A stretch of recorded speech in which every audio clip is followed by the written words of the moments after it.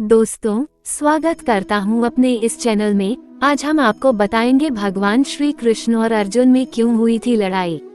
पौराणिक कथाओं के अनुसार एक बार महर्षि गालव जब प्रातः सूर्यार्घ्य प्रदान कर रहे थे, उनकी अंजलि में आकाश मार्ग में जाते हुए चित्रसेन गंधर्व की थूकी हुई पीक गिर गई। मुनि को इससे बड़ा क्रोध आया। वे उसे शाप देना ही चाहते थे कि उन्हें अपने तपोनाश का ध्यान आ गया और वे रुक गए। उन्होंने जाकर भगवान श्री कृष्ण से फरियाद की। श्याम सुंदर तो ब्रह्मण्य देव ठहरे ही झट प्रतिज्ञा कर ली 24 घंटे के भीतर चित्रसेन का वध कर देने की। ऋषि को पूर्ण संतुष्ट करने के लिए उन्होंने माता देवकी तथा महर्षि के चरणों की शपथ ले ली। गालव जी अभी लौटे ही थे कि देवर्षि नारद बिना झनकारते पहुंच गए। भगवान ने उनका स्वागत आतिथ्य किया। शांत होने पर नारद जी ने कहा, प्रभो, आप तो परमानंद कंद कहे जाते हैं। आपके दर्शन से लोग विषाद मुक्त हो जाते हैं, पर पता नहीं क्यों आज आपके मुख कमल पर विषाद की रेखा दिख रही है। इस पर श्याम सुंदर ने गालव जी के सारे प्रसंग को सुनाकर अपनी प्रतिज्ञा सुनाई। अब नारद जी को कैसा चैन आनंद आ गया। झटपट चले और पहुँचे चित्रसेन के पास। चित्रसेन भी उनके चरणों में गिर अपनी कुंडली आदि लाकर ग्रह दशा पूछने लगे। नारद जी ने कहा, अरे तुम अब ये सब क्या पूछ रहे हो? तुम्हारा अंतकाल निकट आ पहुँचा है। अपना कल्याण चाहते हो तो बस कुछ दान पुण्य कर लो।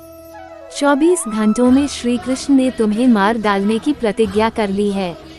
अब तो बेचारा गंधर्व घबराया। वह इधर उधर दौड़ने लगा। वह ब्रह्मधाम, शिवपुरी, इंद्र, यम, वरुण सभी के लोकों में दौड़ता फिरा, पर किसी ने उसे अपने यहाँ ठहरने तक नहीं दिया। श्री कृष्ण से शत्रुता कौन उधार ले।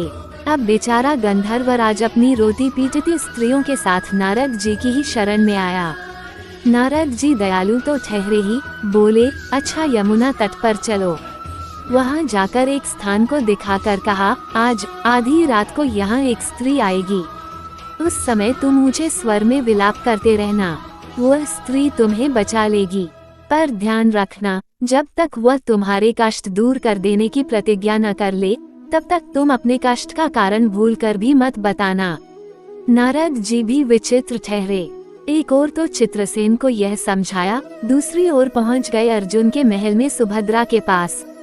उससे बोले, सुभद्रे, आज का पर्व बड़ा ही महत्वपूर्ण है। आज आधी रात को यमुना स्नान करने तथा दीन की रक्षा करने से अक्षय पुण्य की प्राप्त होगी। आधी रात को सुभद्रा अपनी 1-2 सहेलियों के साथ यमुना स्नान को पहुंची। वहां उन्हें रोने की आवाज सुनाई पड़ी।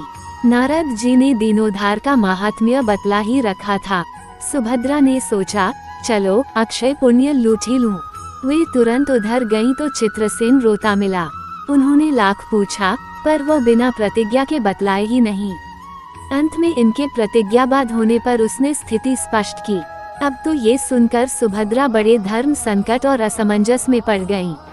एक ओर श्री कृष्ण की प्रतिज्ञा, वह भी ब्राह्मण के ही के लिए, दूसरी ओर अपनी प्रतिज्ञा। अंत में शरणागत त्राण का निश्चय करके वे उसे अपने साथ ले गईं। घर जाकर उन्होंने सारी परिस्थिति अर्जुन के सामने रखी। अर्जुन का चित्रसेन मित्र भी था। अर्जुन ने सुभद्रा को सांत्वना दी और कहा कि तुम्हारी प्रतिज्ञा पूरी होगी।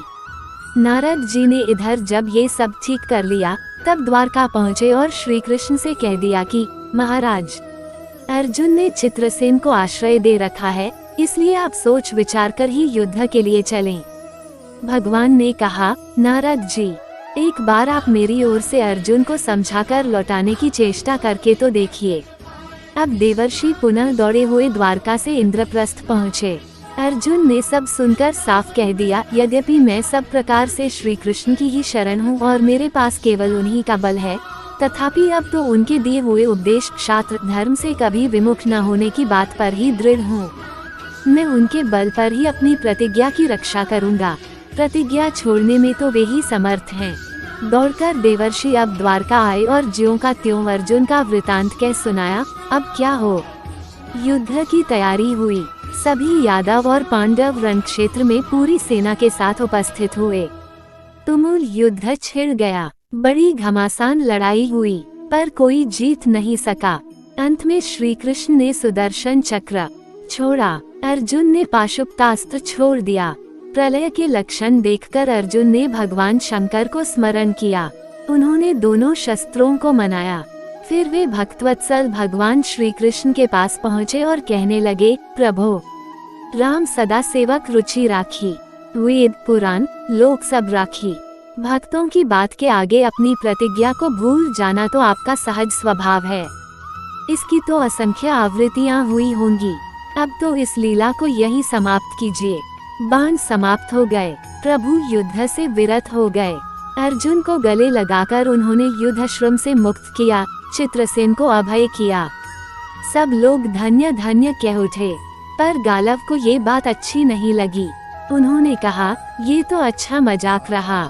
स्वच्छ हृदय के ऋषि बोल उठे, लो मैं अपनी शक्ति प्रकट करता हूँ। मैं कृष्ण, अर्जुन, सुभद्रा समेत चित्रसेन को जला डालता हूँ। पर बेचारे साधु ने ज्यों ही जल हाथ में लिया, सुभद्रा बोल उठी, मैं यदि कृष्ण की भक्त हूँ और अर्जुन के प्रति मेरा प्रतिवृत्य पूर्ण हो तो ये जल ऋषि के हाथ से पृथ्वी पर न गिरे। ऐसा ही हुआ। गालव बड़े लज्जित हुए। उन्होंने प्रभु को नमस्कार किया और वे अपने स्थान पर लौट गए।